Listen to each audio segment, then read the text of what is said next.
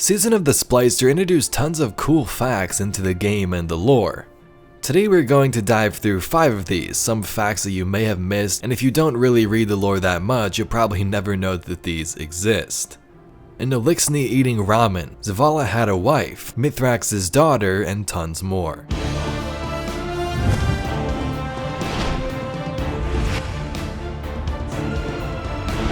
Eliksni eating ramen.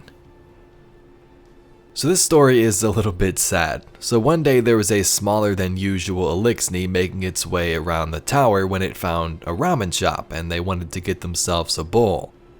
At first, the shop owner thinks it's just a massive titan, but as he turns around, he realizes it's an alien ally sitting on a stool at his shop. "One item ramen soup," the Eliksni croaked stiltedly. "Please." Maurice scanned the bar. His other customers sat frozen, their bowls of ramen steaming silently in front of them. He realized his mouth had apparently decided to talk on its own, as if nothing were wrong. He heard himself ask, "How spicy, 0 to 5 stars?" The Eliksni had anticipated this question. "Spicy 5 stars," it said, holding up one hand with 3 claws splayed and another with 2. "May I receive additional dead flesh, please?" "You got it," Maurice said, his even voice betraying none of his tension, and he turned back to the bubbling pot of broth. Muscle memory took over, and he soon found himself placing a steaming bowl of ramen in front of the creature, who clucked cheerfully. Maurice took a half step back. A small crowd was forming in the walkway in front of the restaurant. Some of the customers leaned in as their curiosity overcame their terror. Maurice noticed the woman in seat 2 needed more water, but it could wait. The Eliksni raised its arms tentatively, then looked to Maurice again. "What is the protocol?" Maurice found himself unsure of which pair of the Eliksni's eyes to look into and focused on the ramen instead. "Well, you eat the noodles and the pork and the egg with—" "Egg," repeated the Eliksni, enjoying the unfamiliar word. "Yeah.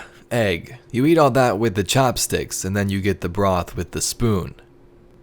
Maurice saw how the Eliksni's claws dwarfed the ceramic spoon, or you can just lift the whole bowl and drink it. Maurice mimed lifting a bowl to his lips. The Eliksni nodded, its claws tapped the metal on its face, and the hissing blue mist ceased. The Eliksni held the chopsticks, tested their weight, and respectively placed them back on the bar before bringing the bowl to its mouth with its upper arms. Above the ramen bowl, Maurice saw all 4 of the Eliksni's eyes close. A long moment of tension fell over his shop, the silence broken only by a staccato series of hissing slurps. Finally, the Eliksni lowered the empty bowl. It breathed in as a blue mist resumed its thin spray. It looked toward Maurice. "I tasted all of it," it said with deep satisfaction. "I am very thankful." Maurice's grin turned into a tentative smile. "Glad you enjoyed it." The Eliksni stood and held out what looked like a small model of the Traveler. It glowed as it floated in the Eliksni's palm. "Compensation," it said. Maurice reached to take the treasure, then drew his hand back. "For new customers, there is no charge," he said. "No compensation. Thank you for coming in."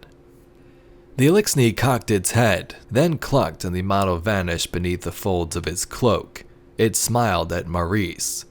"You," it said, then cleared its throat with a rumble. "You are a—" and the 5 spirited words that followed were replete with hard consonants. In the confused silence that followed, the Eliksni nodded graciously, then walked toward the crowd outside and deeper into the city. So you see at the end there, the Eliksni said some words to the guy, but these specific words may have been the Eliksni's downfall. In the Shattered Cipher lore tab, we learn that there is a mother cleaning up Eliksni ether, possibly trying to cover up a murder. Helena crossed her arms wearily. "Mom, what are you doing out here?" "I don't have time to talk about this now," her mother snapped. "You don't know what's going on. You didn't see them look through the windows. You didn't hear what this one said in the ramen shop." So apparently what the Eliksni said, the humans did not like these words. Now, there are some theories suggesting that he may have escaped, but another Lord Tab mentions an Eliksni looking for his brother, so yeah. Now, it doesn't end there. It seems that Amanda Holiday may have taught him these words. In another card it says, "Thank you," answered the Eliksni, clearly eager for conversation. "Do all humans here serve Spider Kel?" "Serve Spider," Amanda spat. "Spider's nothing but a..." And the 5 spirited words that followed were replete with hard consonants. The Eliksni froze, weary of her tone while not understanding her words. Amanda caught herself and took a breath. "Which is our way of saying he's a kind and generous individual," she said to the Eliksni, who nodded along with her. So that's pretty sad. This Eliksni was around Amanda Holiday when she said these words, and she basically said, "Oh no, it just means thank you and you're being kind and generous." So the Eliksni went to get Ramen one day and said these words, and the humans didn't like it, so they most likely killed him. Next up, Mythrax names his daughter after Seer Ido.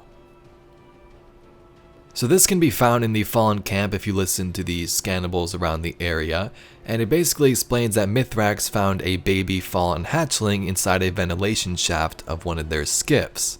He then took her in and named her after Seer Ido, the person that saved his life a time back and whom he became friends with. She was an awoken leader and companion of Marasov. Hello, my name is Ido. My father is Mythrax, Kel of our house.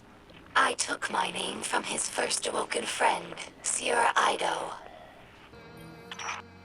Many Eliksni spend their whole lives on ships. They become more than a home. They're like a member of the family. Mythrax found me in the vent of a wrecked ship, you know. We joke that my father is a Splicer and my mother is a catch.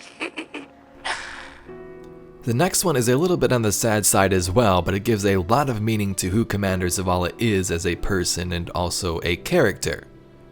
In the Forbidden Memory ship lore card, we learn that Commander Zavala had a wife who was mortal, which means she ended up dying.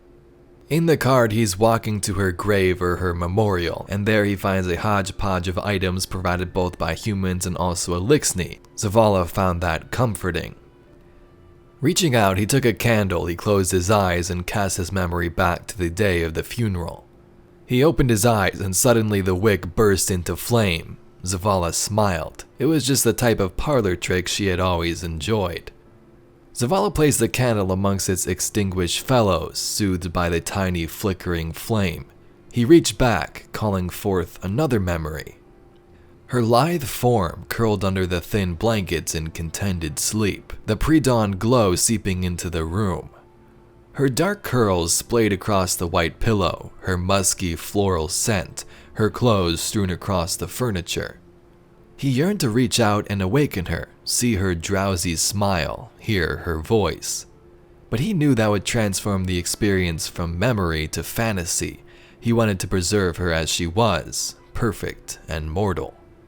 Then the moment vanished. He was Commander Zavala once more. Saladin lets Eliksni make new weapons for the city. The Eliksni are making themselves home in our city, the last safe city on Earth. We see camps set up, them getting ramen and living amongst us as normal. But now it also appears they are beginning to aid in our cause when it comes to battling other alien races. Now, of course, we've wielded many fallen weapons before on our own, whether we stole them and so on, but Saladin now wants them to craft weapons for the Iron Banner. No, I will not allow a fallen to fight in the banner. That right is reserved for guardians alone. But if you insist, I may allow a guardian to carry a fallen forged weapon into battle. You are a weaponsmith, are you not? Lord Saladin to an unknown Eliksni. And number 1 is a pretty cool one. Now this isn't from this season, it's from Forsaken I believe, but it's when the Hunter Vanguard died to an Ahamkara. In the card we learn that the first Hunter Vanguard and an Ahamkara are playing a game of cards and things go a little south.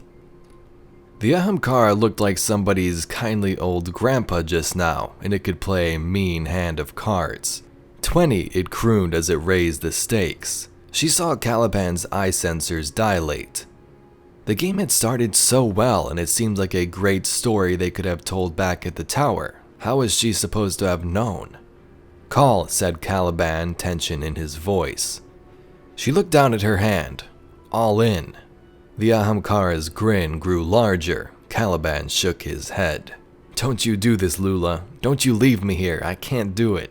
The cards went down. She'd lost. The hunter Vanguard tossed her bow to the Exo as the Ahamkara came around the table to collect his winnings. A dare's a dare, man. Good luck. She didn't scream. Wouldn't have been dignified. Anyway, Guardians, that's all I got for today's video. Hope you enjoyed these cool facts that some of you may have missed if you don't read into the lore that much or you haven't got into the season's stuff yet. If you'd like to see some other Destiny lore mysteries just like this video, be sure to subscribe to the channel. Anyway, thank you very much for watching. My name's Evade, and I'll catch you Guardians in the next one.